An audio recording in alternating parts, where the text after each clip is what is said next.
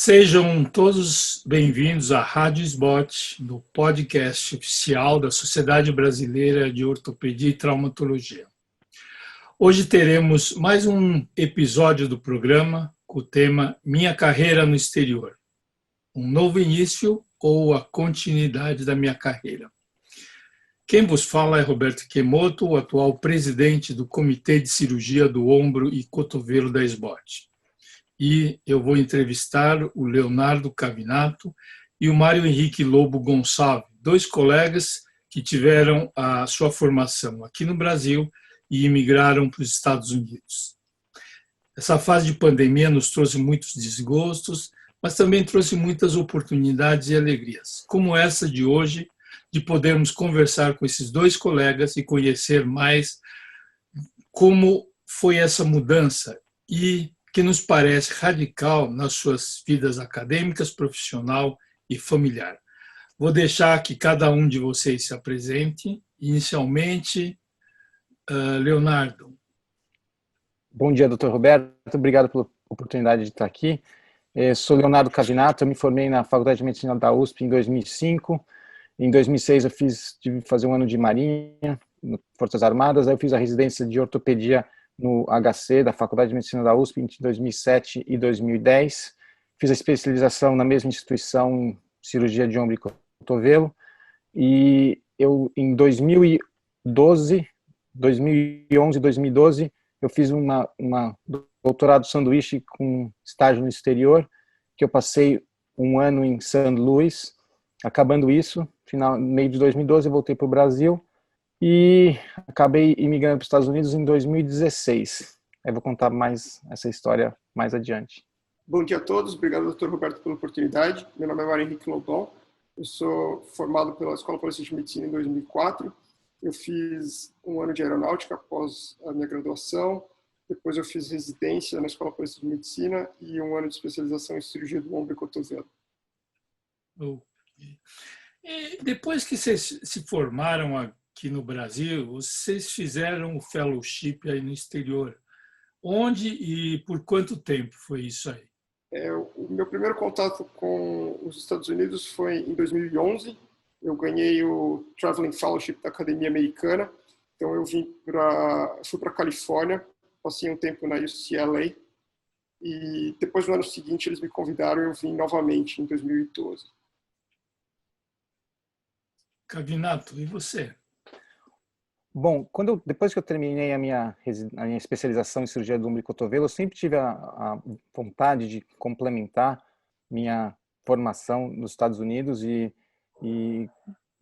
eu conheci num dos congressos que acabou sendo minha mentora, chama Lisa Galatz, e eu me convidei, porque eu queria complementar, fazer um ano de pesquisa. Nós trocamos e-mails e ela me chamou para fazer um ano de pesquisa lá na instituição onde ela estava, que era a Washington University em St. Louis.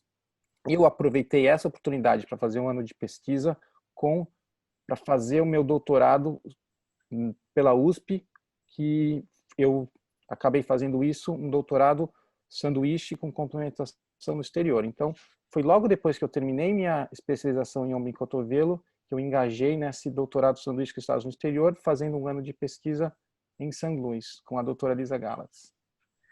É lógico que a ideia de se mudar para o exterior, para os Estados Unidos, está muito interligado ao fellowship que vocês fizeram. Mas a ideia mesmo de você mudar com a sua família veio de uma melhor perspectiva de vida ou de trabalho, crescimento profissional, indo aí para os Estados Unidos? Foi mais uma decisão profissional ou de qualidade de vida pela situação socioeconômica do Brasil? Olha, por mim é sempre uma decisão, uma decisão conjunta entre pessoal, profissional e familiar.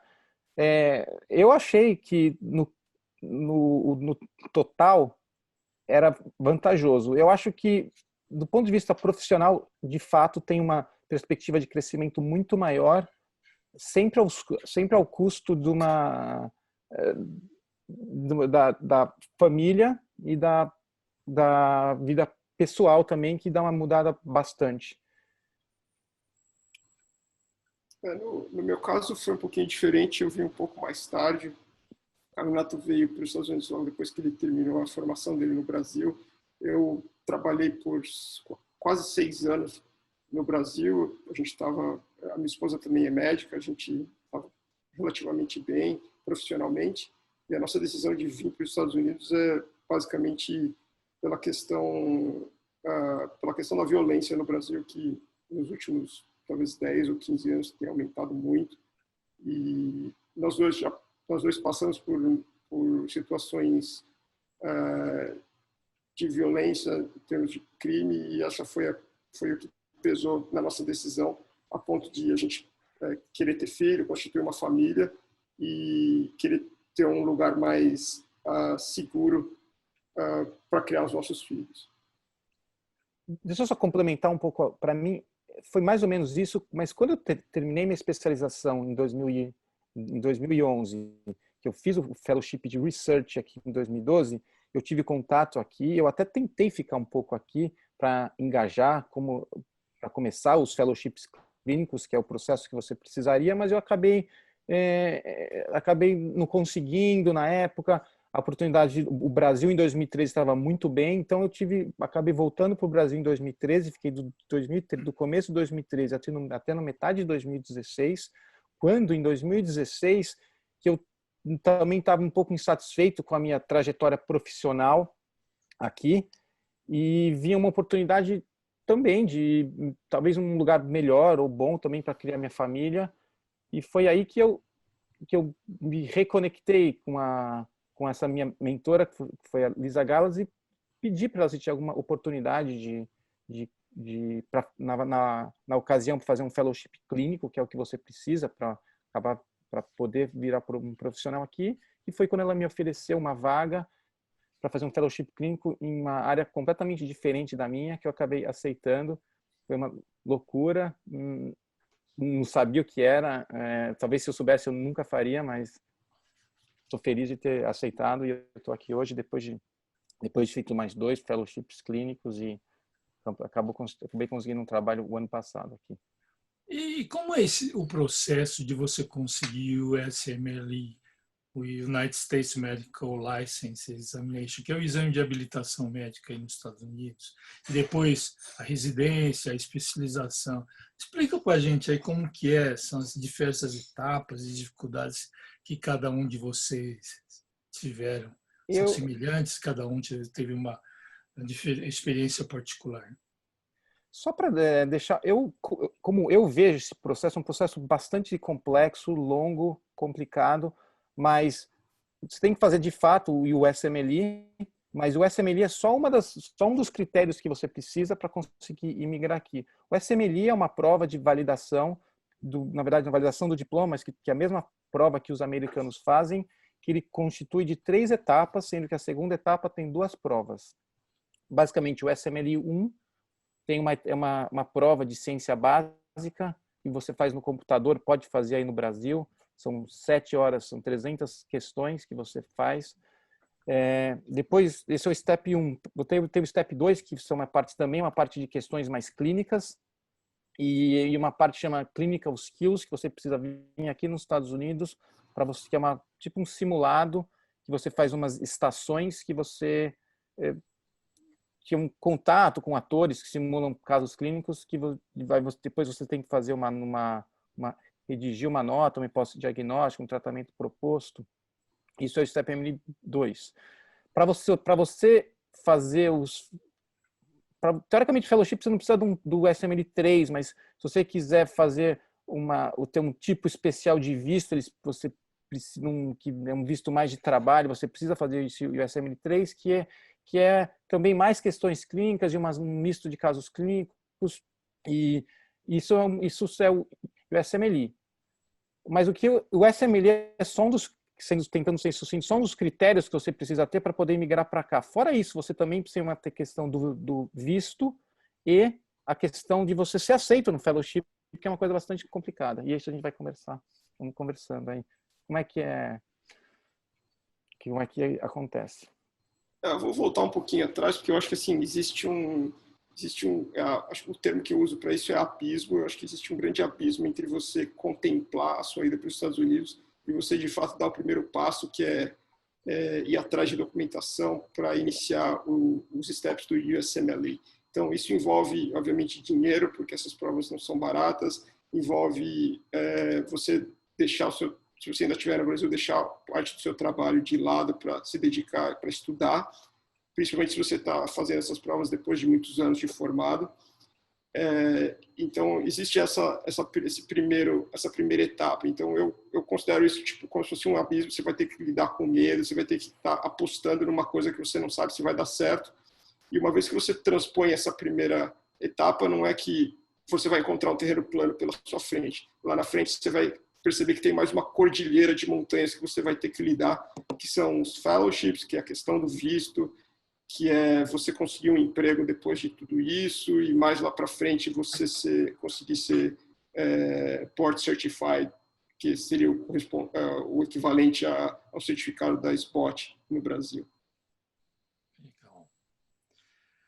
E vocês tiveram alguma dificuldade na aclimatação? Com certeza, assim, mas com relação profissionalmente, vocês tiveram algum preconceito, tanto com colegas, pacientes, com relação à língua, com relação à sua família, à educação dos seus filhos e a amizade, assim, dentro do hospital, fora do hospital? Porque eu lembro que na minha residência a gente tinha muito latino e a gente, como latino, também não perdia a oportunidade de brincar muito com os latinos e aprontar com eles. É a mesma coisa aí nos Estados Unidos? Olha, pela minha experiência foi muito difícil ter, principalmente meu primeiro fellowship aqui, que era numa área completamente diferente da minha, num hospital que tradicionalmente era bastante rígido, mas só pelo fato de você voltar em treinamento, depois de estar atuando profissionalmente, independentemente, é bastante difícil. Ter que responder para os assistentes, ter que colocar o raio-x na tela, empurrar a maca, preparar o caso, e você vai participar ou não, sendo que você já passou por isso uma vez, é uma coisa que você precisa aceitar, que não foi É a fácil. mesma coisa que no Brasil, residente, né?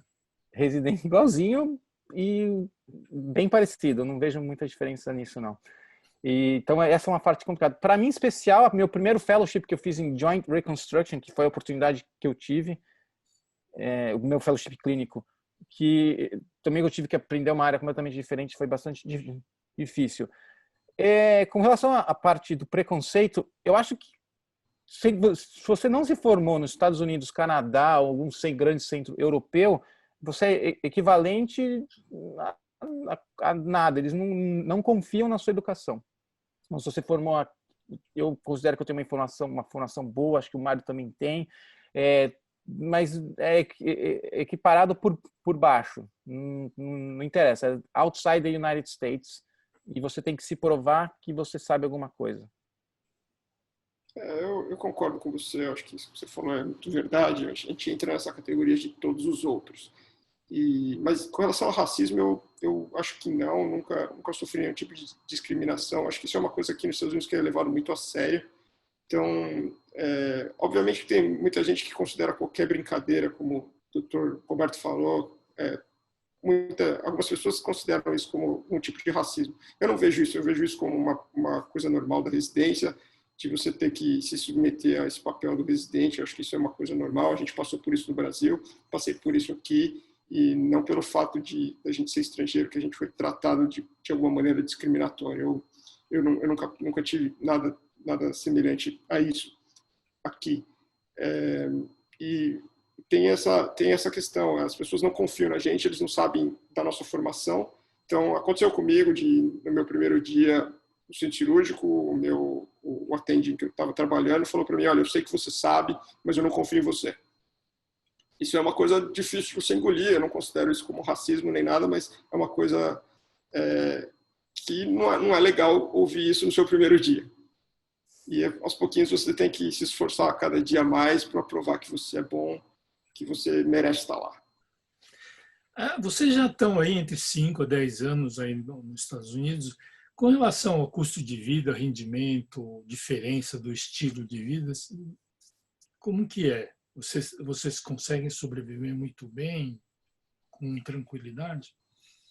Olha, minha experiência, eu vou te falar, eu gastei um caminhão de dinheiro e só recentemente que eu estou empatando agora para uma perspectiva futura de ganhar muito mais.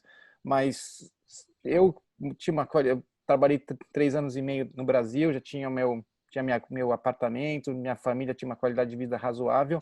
Quando eu mudei em 2016 para Nova York, que é uma cidade caríssima, e meu salário era baixo.